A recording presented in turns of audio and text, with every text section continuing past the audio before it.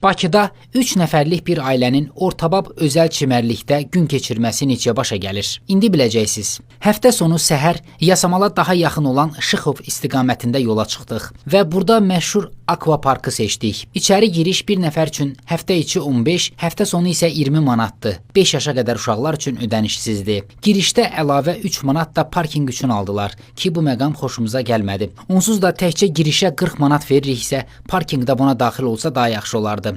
Nəysə ki, girdik içəri. Bura illərin akvaparkıdır. Amma heç olmamışdıq. İçəridə ikisi uşaqlar, üçü böyüklər üçün nəzərdə tutulmuş 5 hovuz var. Məkanda həmçinin qiymətləri bir-birindən fərqlənən 2-3 restoran fəaliyyət göstərir. Bir də hər restoran öz müştəriləri üçün yüksək səslə musiqi səsləndirir. Səslər bir-birinə qarışır, baş beyin gedir. Bunun xaricində qalan hər şey normal idi.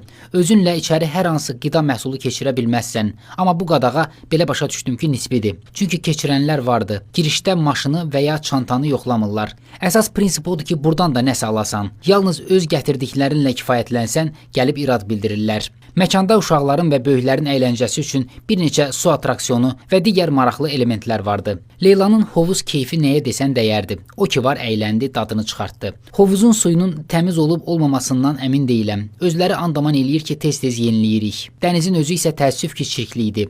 Yəqin o səbəbdəndir ki, çoxu bura daha çox hovuzuna görə gəlir. Dənizdə çimənlər vardı, amma az idi. Günü burada keçirdiyimiz üçün nahar vaxtı nəsə sifariş eləmək qərarına gəldik. Belə yerlərdə pizza adətən yaxşı hazırlanmadığı üçün toyuqla sac götürməyə qərar verdik. Yanında pomidor xiyar salatı, balaca kola, Leyla üçün də fri kartof. Sac dadlı idi. Ya biz çox acıydıq, ya da həqiqətən dadlı hazırlamışdılar. Amma yağı çox idi. Ətlər yağın içində üzürdü. Sonda hesabı istədik, 45 manat dedi. Nəsə gözüm su içmədi. Yazıb gətirməsini istədim. Gətirdiyi çekdə 38 manat yazılmışdı. 4 manat da servis haqqı aldılar. Belə, burayla bağlı təəssüratlarım 10 üzərindən 5. Çox bərbad değildi, amma əla da değildi. Bura bir də gələrəmmi? Məncə yox.